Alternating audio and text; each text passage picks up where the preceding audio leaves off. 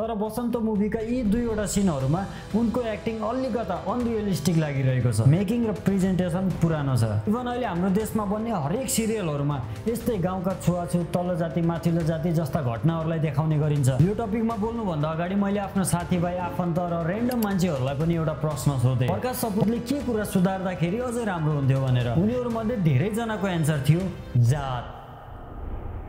के प्रकाश सपुतको बसन्त मुभी हामीले हेर्न जरुरी छ? जरुरी छ भने किन जरुरी छ त? र जरुरी छैन भने किन जरुरी छैन त? यी सबै कुराहरुको बारेमा र बसन्त मुभीका तीनवटा गुड पोइन्ट र तीनवटा ब्याड पोइन्टको बारेमा आजको यस भिडियोमा हामी कुराकानी गर्ने छौं। र पोइन्ट नम्बर 3 लाई तपाईले मिस गर्नुभयो भने तपाईले आफ्नो लाइफमा धेरै ठूलो कुरालाई मिस गर्दै हुनुहुन्छ र तपाईले आफ्नो पुरा लाइफ पछुतोमा बिताउनेवाला हुनुहुन्छ। त्यसैले पोइन्ट नम्बर 3 लाई प्लिज मिस नगर्नु होला। ल सुरु गरौँ है त।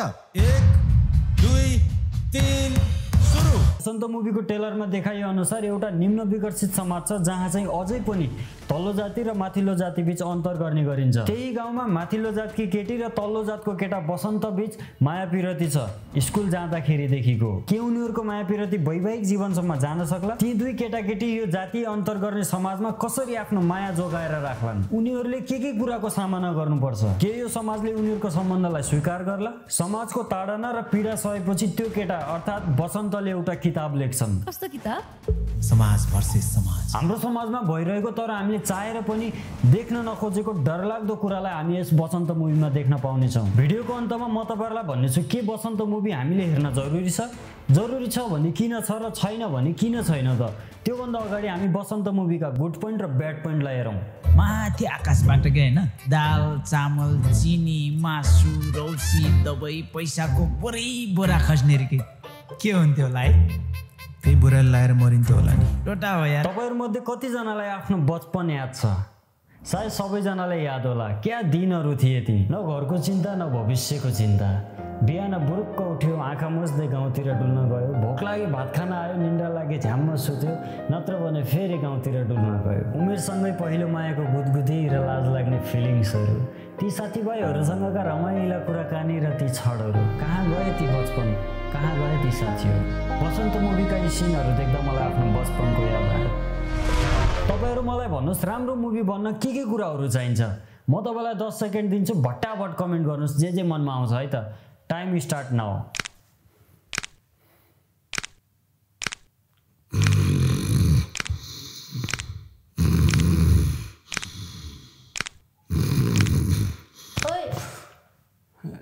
म त भुतुक्कै निदाएछु।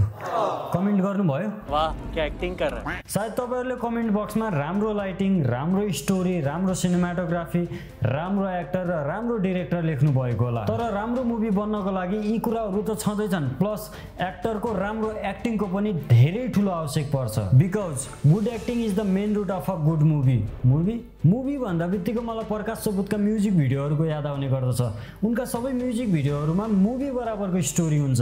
उनी आफै लेख्छन्, उनी आफै डाइरेक्ट गर्छन्, उनी आफै एक्टिङ पनि गर्छन्। तर उनको एक्टिङ सबै ठाउँमा राम्रो छ। तर बसन्त मुभीका यी दुईवटा सिनहरुमा उनको एक्टिङ अलिकता अनरियलिस्टिक लागिरहेको छ। एउटा चाहिँ यो सिनमा यु ओके? अर्को चाहिँ यो सिनमा के लेख्दैछौ बसन्त? गलत लेख्दैछौ?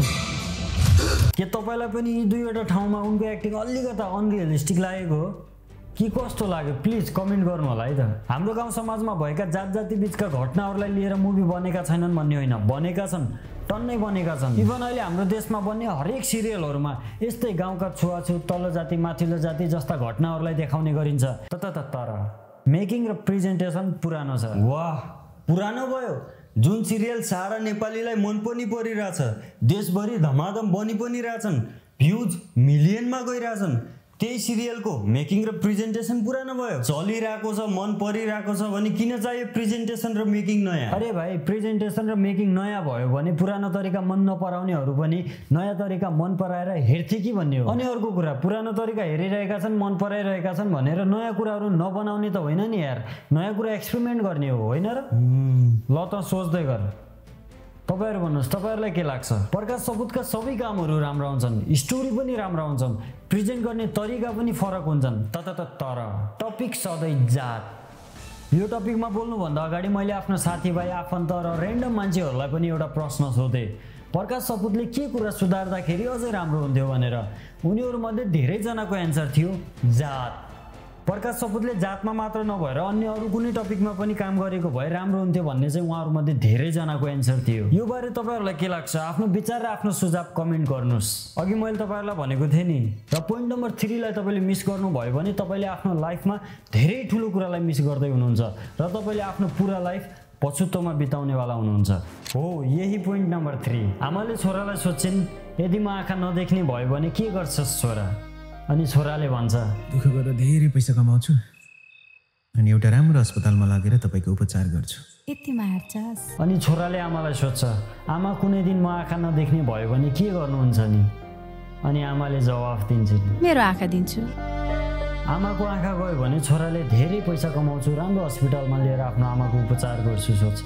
तर त्यही केसमा छोराको आँखा गयो भने आमाले आफूले संसार देख्ने आँखा एकैछिन पनि नसोचेर दिनलाई तयार हुन्छन्। यो सिन देख्दाखेरि मेरो मनमा साँच्चीकै चिसो पस्यो र मेरो आमाले मेरो निम्ति गरेको त्याग मेरो आँखा अगाडि आयो। र अब तपाईँ आफै सोच्नुहोस्, यस्तो राम्रो टपिकलाई लिएर बनेको मुभी हामीले हेर्ने कि नहेर्ने? यो प्रश्नको उत्तर तपाईँ आफैमा छ। के हामीले प्रकाश सपुतको बसन्त मुभी हेर्न जरुरी छ या छैन? तपाईँहरूमध्ये कतिजना चाहिँ यो मुभी हेर्न जानुहुन्छ? प्लिज कमेन्ट गर्नुहोला र नजानेहरू पनि कमेन्ट गर्नुहोला। र नजानेहरू चाहिँ किन जानुहुन्न त्यो पनि कमेन्ट गर्नुहोला। भिडियो तपाईँहरूलाई कस्तो लाग्यो लाइक गर्नुहोला, कमेन्ट गर्नुहोला र सब्सक्राइब गर्नुहोला। फेरि हामी अर्को भिडियोमा भेटौँला। त्यहाँसम्मलाई टेक केयर, बाई बाई, जय नेपाल।